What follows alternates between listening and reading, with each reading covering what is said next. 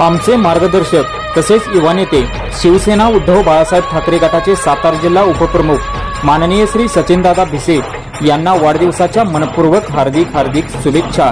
शुभेच्छुक खानापूर तालुका विधानसभा प्रमुख विरोबापू फाळके, मोहसिन मुजावर, आमिर मुलानी व सर्व मित्र परिवार। नमस्ते। नाथाष्टमी उत्सव कमिटी विटा यांच्या वतीनं मी अध्यक्ष या नात्यानं भैरवनाथ यात्रा कमिटीच्या एकंदरीत कार्यक्रमाची रूपरेषा या ठिकाणी आपल्यासमोर मांडू इच्छितो। गेल्या 5 दिवसापासून नाथाष्टमी उत्सव कमिटीच्या वतीनं भैरवनाथाच्या मंदिरामध्ये ज्ञानेश्वर पारायण सोहळा सुरू झालेला आहे। त्याची समाप्ती 1 तारखेला सकाळी होईल। 1 तारखेला रात्री 12 वाजता श्रीचा जन्मकाळ होईल। जन्मकाळ झाल्यानंतर 2 तारखेला सकाळी इथं नैवेद्याचा कार्यक्रम पुरणपोळीचा होतो, तो दिवसभर चालू राहील। दर्शनाचा कार्यक्रम चालू राहील। संध्याकाळी 5च्या दरम्यान अंमलीच्या गाड्याची मिरवणूक सुरू होईल।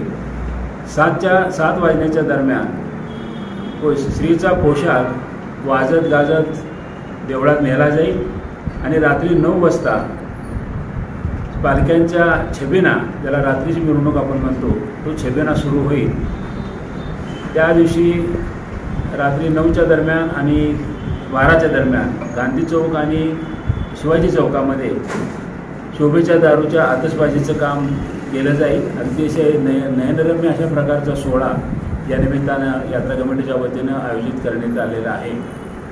दुसऱ्या दिवशी सकाळी प्रसादाचा कार्यक्रम होईल आणि संध्याकाळी 4 वाजता कुस्त्याचं मैदान आयोजित करण्यात आलेलं आहे। सदरच्या कुस्त्या क्रीडा संकुल त्या ठिकाणी होणार आहे।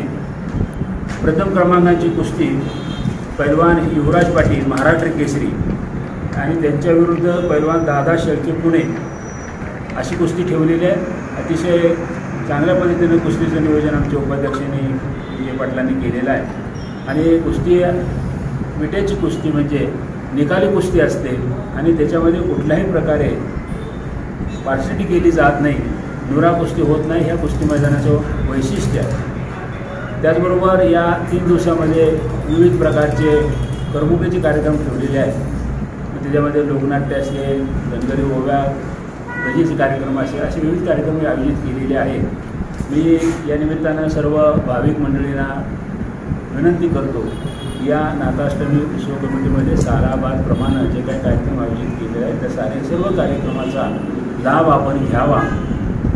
भैरवनाथाची यात्रा आपल्याला सर्वांना माहिती आहे, या परिसरामध्ये सर्वात मोठी आणि शिस्तबद्ध यात्रा म्हणून गणली जाते आणि या यात्रेच्या माध्यमातून या 3 दिवसामध्ये जे उत्सव आपण साजरा करतोय या सगळ्यामध्ये आपण सर्वांनी समाविष्ट व्हावे अशा प्रकारची विनंती मी यात्रा कमिटीच्या वतीने करतो।